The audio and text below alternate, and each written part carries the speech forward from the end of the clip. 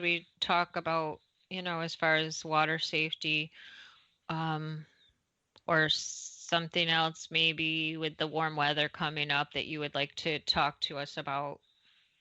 Well, we can go back to pools a little bit. I'm Hmm. often asked, is chlorine in pools safe for dogs? And the chief veterinary officer of the American Kennel Club says that it is. As far as the amount of chlorine in pools, it's generally not a problem for dogs. The only time I see reaction or skin irritation would be in dogs with white fur and pink skin. Sometimes they can have a little more sensitivity to chlorine. Mm. But for the most part, just having the chlorine water on the skin is not a problem as long as you rinse your pet after they are swimming. And then the other problem would be, of course, ingesting or drinking the chlorine water or getting into your chlorine tablets or your chlorine supplies. So you want to keep the tablets and everything well away from pets. Rinse your dog after swimming. And then some dogs will get ear infections, but that is not from the chlorine. That's from the ears being wet. And it especially applies to what we would call flop-eared dogs, meaning the ears hang down and they don't dry as fast. Mm-hmm. So you want to be sure and take a towel and just gently dab and be sure the inside of the ear is dry. That's less common for dogs with ears that stand up, like corgis, because the air gets to circulate more through the ears. So you have to be careful with that with flop-eared dogs.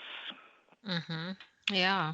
Yeah. I know my And sister had a dog that loved to swim up at the lake, and he always had an ear infection because he was always swimming. It was a constant thing, almost chronic ear infections. yes, but that's not from chlorine. You just have to be sure that the ear is dry.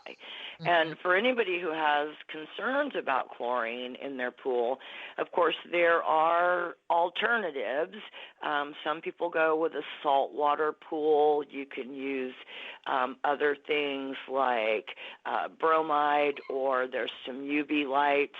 If you want to go all out and be sure your pool's safe, you can talk to a pool expert and have alternatives to chlorine. But for the most part, chlorine in a pool is safe for dogs. Yeah. Yeah. I know my little Carly loves it. Like I said, I've been swimming with a lot of dogs, and the only time I see a reaction is in the white fur, pink skin dogs that may get irritated from the chlorine. Yeah. Yeah. They probably have extra sensitive skin, huh? Yes. Well, all right. So let's see. So we've talked about the pools and the oceans and the lakes and what else? I know last year, this isn't really about swimming or drowning or anything, but last year we had several issues of the, what was it? Some type of organism, or no, it was the mold issue with pets. And that is almost kind of just like a common sense thing. Like, don't let your dog go in the water if it's not looking too healthy in the water. That is true. We have a lot of lakes and rivers and ponds here. You should never let your pet go in dirty, stagnant water. They can get worms like Giardia and Chlamydia, and those are what we call zoonotic diseases, meaning they can be transferred from pets to people.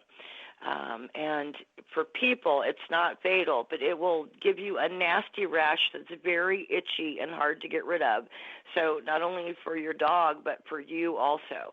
So you should never let a dog swim in stagnant, brown, or any kind of dirty water for your health and for theirs. Yeah, yeah. And not to mention the dangers where we live with alligators. There's that too. Yes.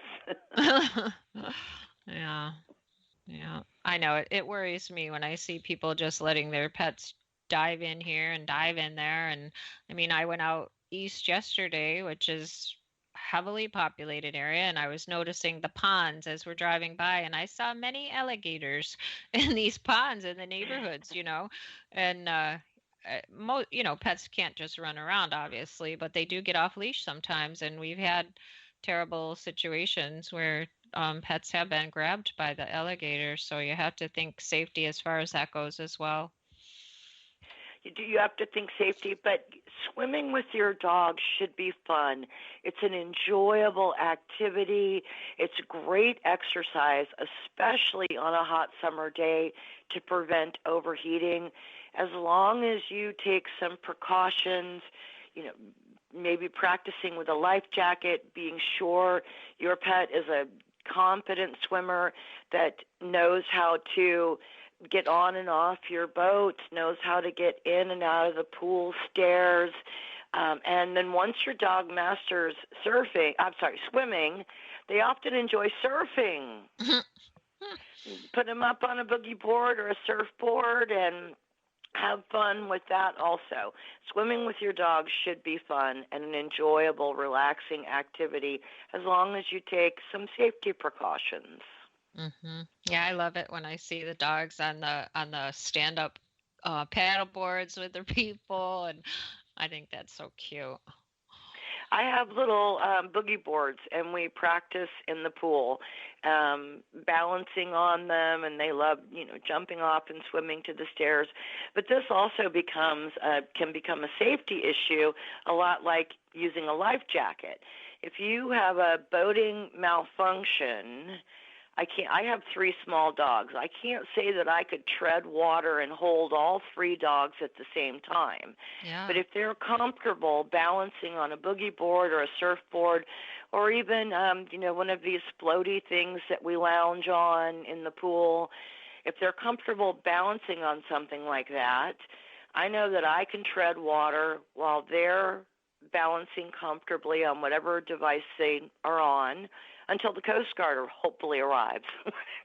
Yeah, that's a really good tip, because you don't think about things like that until it actually happens. So to be prepared and have your dog able to do that, that's a really good tip. Yeah. Well, unfortunately, I've been on many boats that malfunctioned, so. Well, then you've done that, Yeah, I don't have any luck with boats, so I always want to be hyper vigilant that my dogs are safe. And like I said, I have 3 small ones and 2 arms. I don't know how I would pick 2 out of the 3. I know. Oh, don't even want to think about it.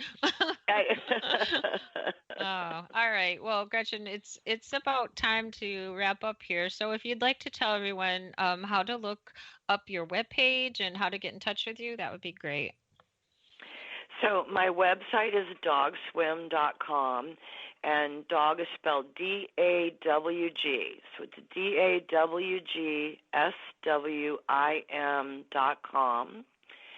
And also on that website, there's a page, Enjoy Florida with Your Dog, that will give you a list of pet-friendly beaches. People are shocked when they come here. Most beaches will say no dogs allowed. So it'll give you a list of places where dogs are allowed, the address you can look up on your GPS, and some information about the rules and requirements of the dog-friendly beaches in Florida.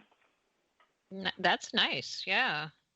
Because I know people do ask it a lot because we have so many visitors here, and they may be with their pets, so that's good.